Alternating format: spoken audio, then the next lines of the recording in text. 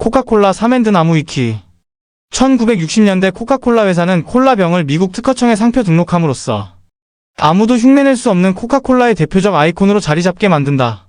레이먼드 로이는 코카콜라 병은 세상에서 가장 완벽한 디자인이다라고 말한 바 있다. 전 세계인이 인정한 이 콜라병의 디자인은 코카콜라 회사의 기업 이미지를 제대로 마케팅해줄 수 있는 가장 중요한 핵심 키가 되고 있는 것이다. 6.1 1938년 1960년대 1969년 코카콜라의 새로운 슬로건을 이츠 더릴 식로 정하고 더 포천지의 곡으로 라디오 광고를 시작한다. 그리고 1970년 같은 곡으로 미국에서 TV 광고를 시작한다. 한국에서는 1970년대 초반 컬러 방송이 준비되지 않아 흑백 광고만 있던 시절에 컬러 광고를 만든 회사가 코카콜라인데 제작사는 만보사 55였다. 극장용으로 제작되어 TV로도 방영된 것으로 보인다. 자매품인 환타도 마찬가지로 컬러였다. 1971년 미국에서 이들 아이크 투 티치 더 월드 투 신세상에 노래하는 법을 알려주고 싶어요를 부르는 광고가 대박을 친다. 힐타프이라고 부르게 되는 이 광고는 코카콜라 광고의 아이콘이 된다. 전 세계 모든 이들이 코카콜라와 하나가 되는 그 모습을 그린 광고는 한국에서도 코카콜라의 세계라는 곡으로 번안되어 쓰인다. 아래는 앞선 곡이 사용된 1972년 1978년의 광고 모음으로 1970년대 젊은이들이 등산, 농활 해수욕 스키를 즐기는 모습 등을 볼 수 있다. 6.3 1980년대 미국은 1982년부터 1985년까지 코크 이즈 이 코카콜라 그것뿐이란 광고를 방영했는데 이는 코카콜라 사상 최초로 시도된 전세계 공통 광고 문구이다. 한국에서는 1983년부터 1987년까지 두산그룹 계열사인 오리콤이 만들어 방영했고 CM송은 김도양, 이선희 등이 거쳤다. 1987년 글로벌 광고로 제작된 투모로우 피플 각국의 버전이 따로 있다. 영어, 프랑스어, 스페인어, 포르투갈어, 독일어, 이탈리아어, 그리스어, 줄루 마이너스 소토어, 중국어, 대만 마이너스 홍콩, 태국어, 일본어, 한국어, 타갈로그어 마이너로 제작되었다. 일본의 경우 1980년대 CF는 경제적 황금기였던 당대 사회상이 그대로 반영된 묘사가 특징이다. 1980년대 초중반에 방영된 예스 코크 예스 56화 일본판 코크 이지 광고에서도 당대 일본의 풍요롭고 활기찬 느낌이 그대로 묻어나온다. 예스 코크 예스 캠페인 중에는 꽃의 82년 조 82 아이돌 중 한 명이었던 하야미 유와 그녀의 최대 히트곡인 여름색 낸시가 BGM으로 나온 1983년 광고가 유명하다. 1987년부터 방영된 아이필 코크 광고 시리즈는 같은 해 ACC 일본 광고 대상을 수상하기까지 했다. 거기에 1995년에는 ACC 퍼머넌트 컬렉션 57에도 들어갔다고. 일본 유명 가수들이 부른 아이필 코크 CM송의 귀에 착착 감기는 감성적이면서도 세련된 신스팝 멜로디가 흐른다. 당시 미국 코카콜라 광고 스타일을 글로벌 기업답게 이 광고 역시 잘 따르고 있다. 활기찬 사람들의 생기 있는 표정과 환한 웃음, 슬로우 모션, 감성적인 모션, 아름다운 팝 등 또 이 광고엔 남녀 커플 한 쌍이 계속해서 출연하는데 한 명은 미남 모델 켄 블레니스 켄 비에리엔 IS이고 한 명은 이 당시 일본 최고의 모델 중 한 명이었던 마츠모토 타카미이다. CM송을 부른 가수는 이노우에 다이스케 1941-2000이다. 아울러 1980년대 일본의 경제 황금기 당시의 시대상을 가장 잘 표현한 영상 자료로 재평가를 받으면서 일본 내에서 해당 CF 영상을 담은 DVD가 인기리에 판매되는 등 일본인들의 추억팔이용으로 각광받고 있다. 1980년대 인기리에 방영되던 일본 코카콜라 CF를 그대로 차용한 한국 코카콜라 CF 상표명을 제외한 CF 문구에 외래어를 넣을 수 없던 당시의 광고 심의 규정 등으로 인해 아이필 코크를 난 느껴요 코카콜라라는 우리말 문구로 바꾸어 제작하였다. 1987년 일본에서 방영한 아이필 코크 광고가 미국 코카콜라 본사와 맥켄 에릭슨 월드와이드에서 높게 평가되어 당시 공식으로 후원하던 서울올림픽을 위해 같은 주제의 한국 버전을 오리콤에 발주했다. 당시 제작은 선우, 감독은 차정호이며 여주인공은 심혜진 본명 심상군으로 이 CF를 통해 콜라녀로 인기를 얻기 시작했다. 팔꿈치 장면은 애드립이었다고. 이일제 이종원도 당시 무명으로 광고에 출연했다. 또한 일본 CF곡을 번안하여 유열이 주제가를 부르기도 하였다.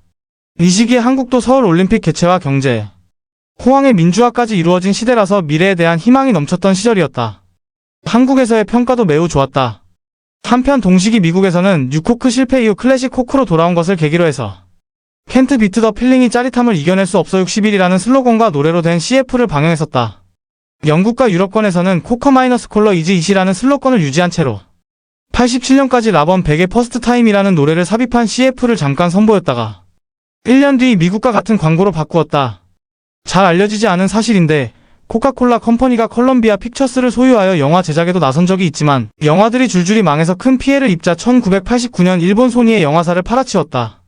6.4 1990년대 1990년 1월 슈퍼볼 광고에 앞서 1971년에 방영된 힐타플 당시 출연자의 자녀들과 함께 리메이크하여 광고의 세대 교체를 알린다. 1990년대는 미국 코카콜라 본사에서 런칭한 오레이즈 코커 마이너스 콜러 캠페인이 나름 유명하다. 전 세계적으로 동일 포맷을 기반으로 로컬라이징을 가미했던 캠페인으로 한국과 일본에서도 이 멜로디를 로컬라이징하여 광고를 만들었다. 1980년대 중후반 출생자들에게는 여러모로 익숙한 멜로디인데 언제나 코카콜라 슬로건이 워낙에 유명해서 다들 기억할 것이다.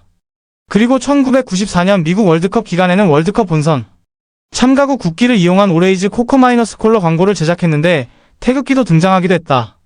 캐나다 야빠들에게도 기억에 남을 광고인데 토론토 블루제이스의 1993년 월드 시리즈 우승 축전 광고인 어 프라우드 오브 블루 제이즈로 유명한 광고이기도 하다. 1993년 월드 시리즈 축전 광고 토론토 블루제이스가 2015년에 실로 오랜만에 가을 야구를 했을 때에도 이 광고를 리메이크했다. 2015년 버전 코카콜라 광고에서 빠질 수 없는 캐릭터가 바로 북극곰인데 이 광고는 1993년경에 미국에서 선보였고 한국에도 1993년 겨울에 선보였다.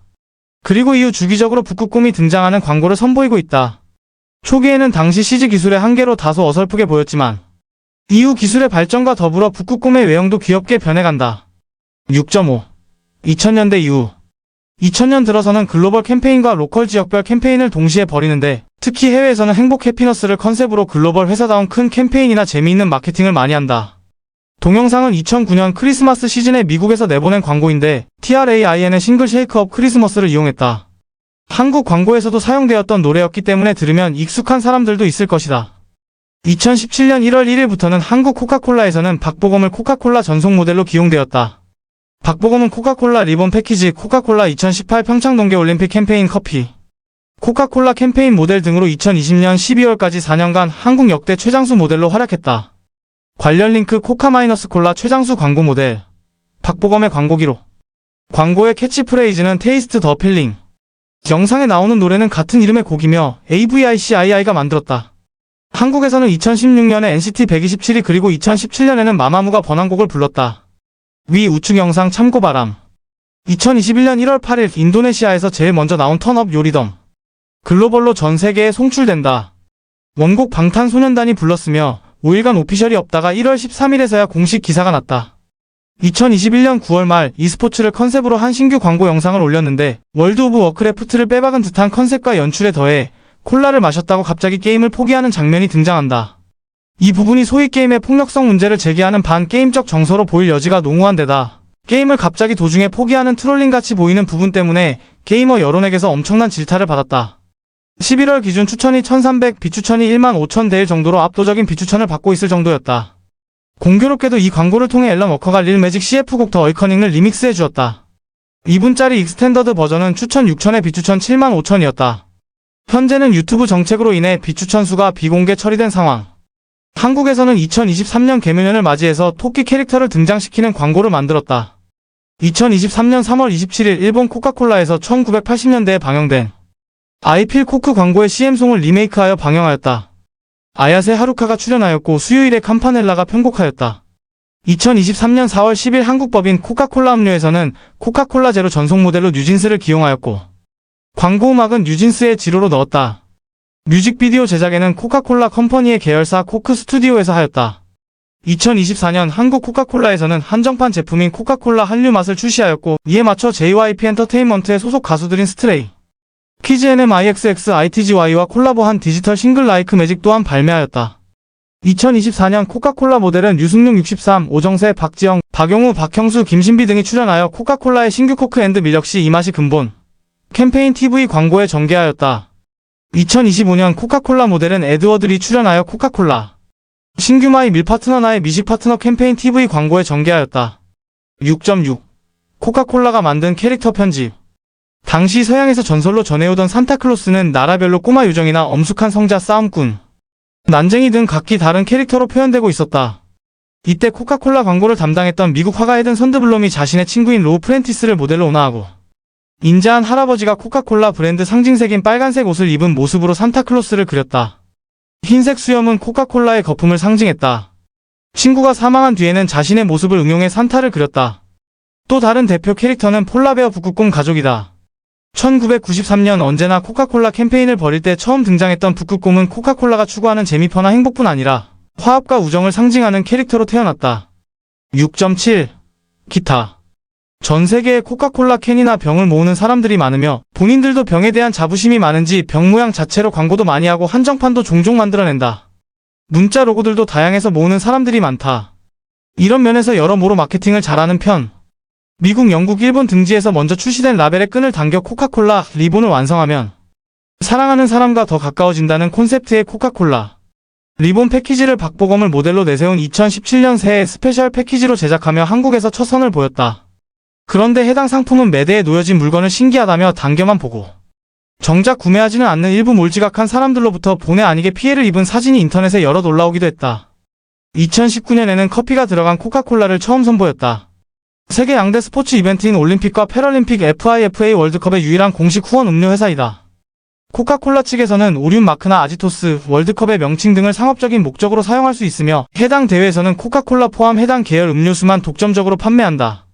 실제로 코카콜라가 후원하는 스포츠 대회 현장에 가보면 생수와 음료의 경우 스폰서 보호 차원에서 코카콜라 계열 음료수인 코카콜라, 스프라이트, 파워에이드의 다른 회사의 상표가 그려진 음료수를 들고 입장할 수 없다.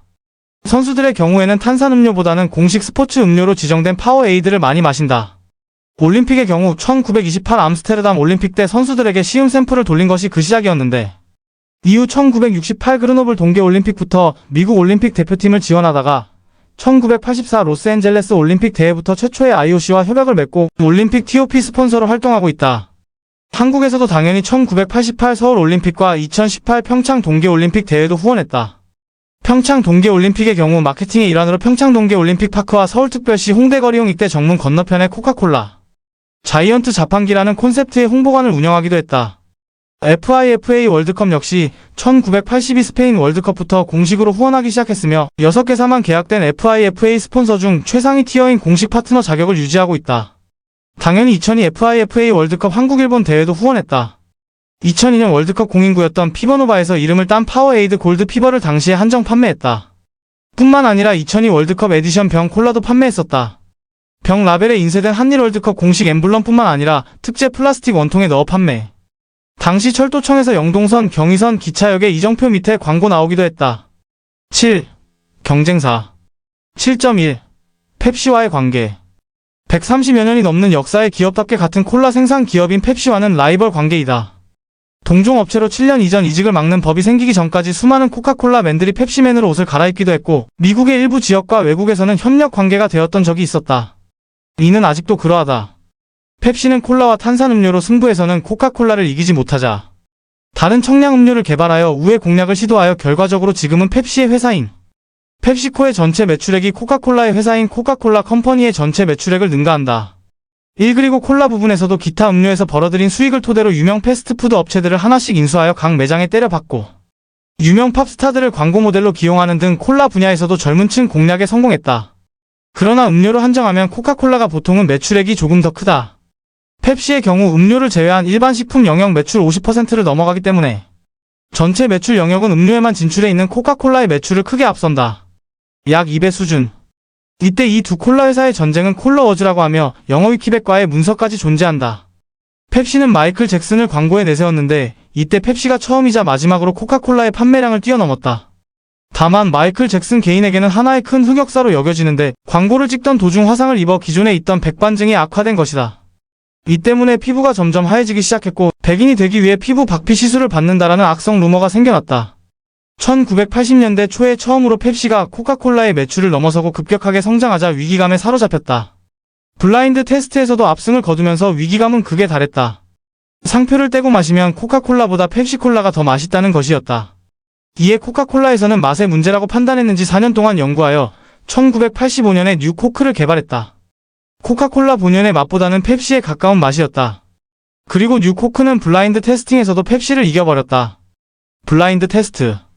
그러나 막상 이 뉴코크가 출시되자 내 추억 물어내 라는 소비자들의 항의를 받으며 대실패하게 된다.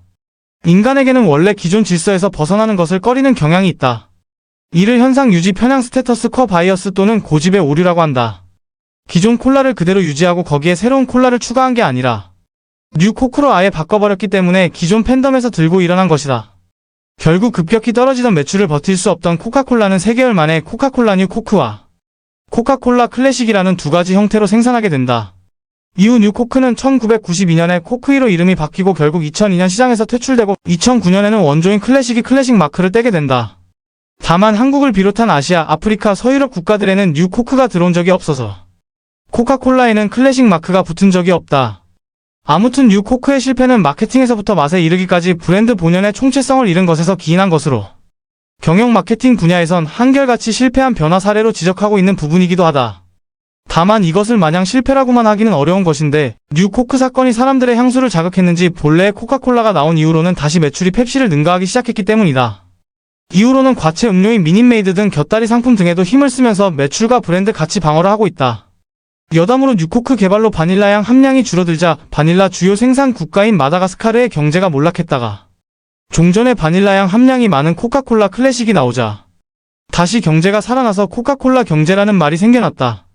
코카콜라는 2019년에 넷플릭스의 기묘한 이야기 시즌3 방영에 맞춰 뉴코크를 한정 재발매한 적이 있다. 드라마 배경이 1985년이라는 걸 감안한 듯 코카콜라 공식 트위터에 업로드된 광고 영상에도 기묘한 이야기 등장인물들이 나온다. 본편에서도 등장인물 중 한 명인 루카스가 뉴 코크를 마시며 찬양하고 다른 인물들이 마이크를 미친 놈 취급하는 장면이 나온다.